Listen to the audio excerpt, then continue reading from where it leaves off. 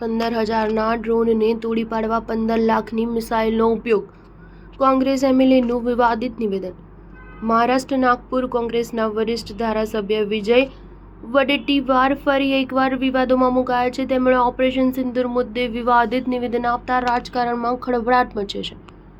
તેમણે વિવાદિત નિવેદન આપ્યું છે કે કેન્દ્ર સરકારે પાકિસ્તાનના 15,000ની કિંમતના ડ્રોન માટે 15 લાખની મિસાઇલનો ઉપયોગ કર્યો.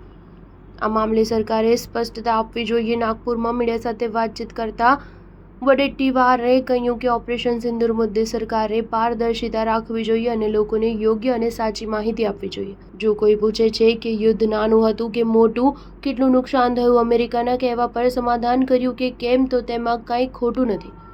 સરકારે તેનો જવાબ પારદર્શિતા સાથે આપવો જોઈએ. વડેટ્ટીવારે વધુમાં દાવો કર્યો છે કે ઓપરેશન સિંદૂર દરમિયાન પાકિસ્તાને ચીનમાં નિર્મિત 5,000 ડ્રોન વડે હુમલો કર્યો હતો. પ્રત્યેક ડ્રોનની કિંમત ₹15,000ની હતી. જ્યારે આ ડ્રોનને તોડી પાડવા માટે ભારતે 15 લાખની મિસાઇલ છોડી.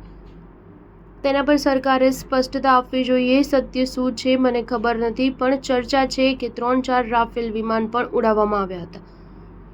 આ તમામ ચર્ચાઓ પર સરકારે સ્પષ્ટતા આપવી જોઈએ. વડેટ્ટીવારે આ ઓપરેશનમાં શું નિર્ણય લેવાયો, કેટલો ખર્ચ થયો અને તેનું શું પરિણામ આવ્યું જેવા સવાલો પર પણ સ્પષ્ટતા આપવાની માંગ કરી છે. વિજય વડેટ્ટીવારે પહેલગામ આતંકી હુમલા મુદ્દે અગાઉ પણ અનેક કટાક્ષ અને સવાલો ઉઠાવ્યા હતા. તેમણે આ હુમલા પર ટીકા કરી હતી કે શું આતંકવાદીઓ પાસે કોઈનો પણ ધર્મ પૂછવાનો સમય હતો. તેમના આ નિવેદનોથી રાજકારણમાં ખળભળાટ મચ્યો હતો. સ્ટાર ન્યૂઝ 7 હંમેશા સચ્ચાઈની સાથે.